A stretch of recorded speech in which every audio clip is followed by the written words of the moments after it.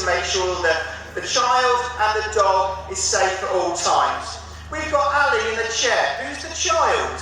Okay, so the child who's got a physical disability, and then we've got Tolly, her lovely golden retriever assistance dog there. You can see the task work is very similar. The retrieve is all the same, but it will be tailored to, I don't know, mobile phones, Game Boys, all the sort of gimmicks and gadgets that kids have for today. God, I sound old. Anyway, so the retrieve is exactly the same, but this means that mum and dad can be downstairs doing stuff, and the child can be upstairs. They can start to develop some independence and not rely on mum and dad to pick up the mobile phone if they drop it. They've got their best friend next to them who's going to retrieve that for them. They've got their best friend who's going to pull open the bedside drawer, who's then going to retrieve their gloves for them or their clothing for them. They haven't got to shout for mum and dad to come and get that for them.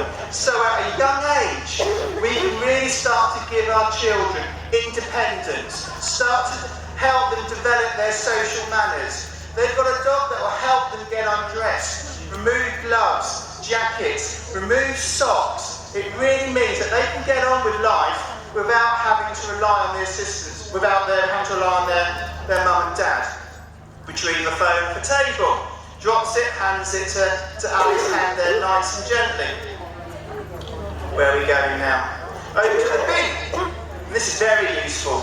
A very tidy child. I know it's a rarity, but with assistance dog, that's fine, because the dog will go and take the rubbish, will pop it in the bin, shut the bin, and there we are. We have a very tidy child there in the home.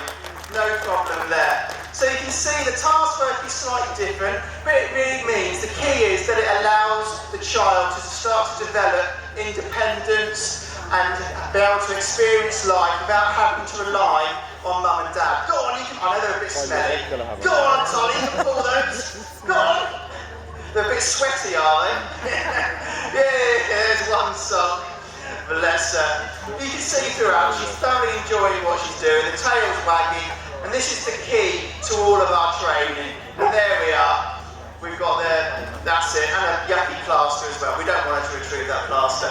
But you can see, this is our second service. So this is training dogs to work with young children. So give these guys a round of applause.